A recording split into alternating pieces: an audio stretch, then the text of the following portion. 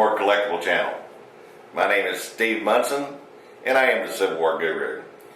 And today we have in here for evaluation an exciting piece. This is a wonderful Confederate sword made by James Conning of Mobile, Alabama.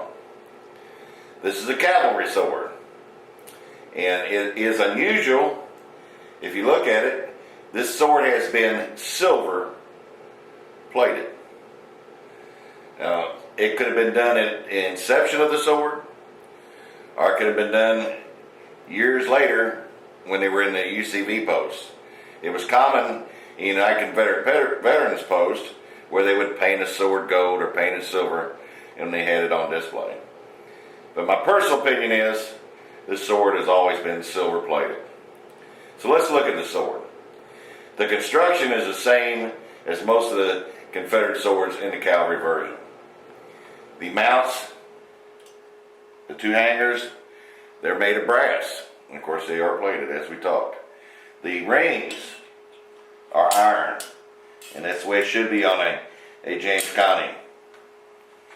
And we're going to turn it over here in a minute and you'll see the lap seam that runs the length of the scabbard, and then it is soldered. So they formed it over a mold, the scabbards, and they bent them, then hammered them, and then he soldered them on the back side and got the form to it.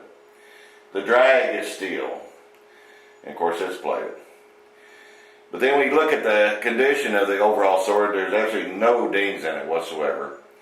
And the way it is aged, the patina, the silver has turned almost a blackish green. It's kind of unusual.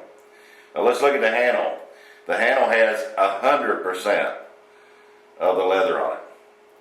100% of the two-stranded wire on it.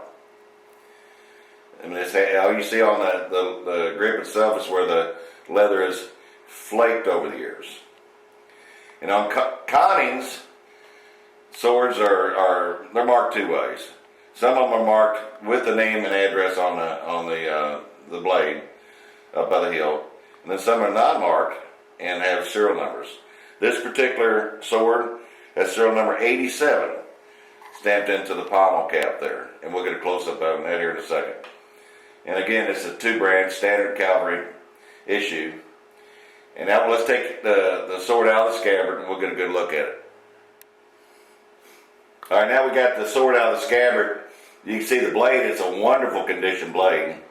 And this blade is actually extra heavy. It's almost like the 1840 Dragoon swords. Of course, it has the non-stop gutter. And if you notice at the hilt, it's black. And at the tip of the blade, it's black. And that's where over the years, when it was in the scabbard, the air would come through there. And this is actually patina here. It's not rust, it's dark patina. And of course, being in the scabbard protected the blade. And at the end of the blade, you see a dark patina. There's no rust there. That's where you have a drip hole in the bottom of the scabbard. So the air come up through the bottom, and this is all chocolate patina. This thing's never been touched. It's unclean. Now we have it here where you can see the back of the scabbard.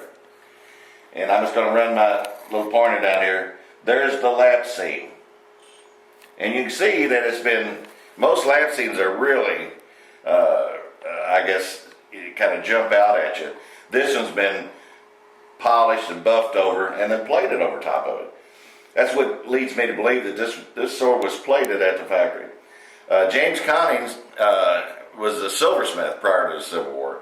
So that, again, leads another little clue that this might have left the factory in this silver condition. This probably was a step-up little presentation for somebody.